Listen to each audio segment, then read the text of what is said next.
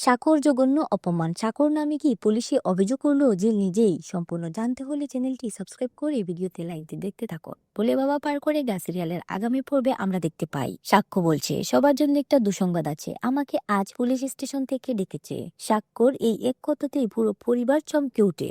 সাক্ষর মা ঘাবড়ে গিয়ে কারণ জানতে চাইলে সাক্ষ্য জানায় জিলের ট্রিটমেন্ট গাফিলতির অভিযোগে তার নামে কমপ্লেন করা হয়েছে, আর এই অভিযোগ স্বয়ং জিল করেছে বলে দাবি করে পুলিশ। তারপর চৌধুরী এই সুযোগে জিলকে দোষারোপ করতে ছাড়েনি। সে বলে জিল একটা স্পট রেখে যেতে চায় বলেই এমন কাণ্ড ঘটিয়েছে, কিন্তু জিল বারবার অস্বীকার করে বলে আমি কিছুই করিনি। তুমি এটা বিশ্বাস করলে কি করে?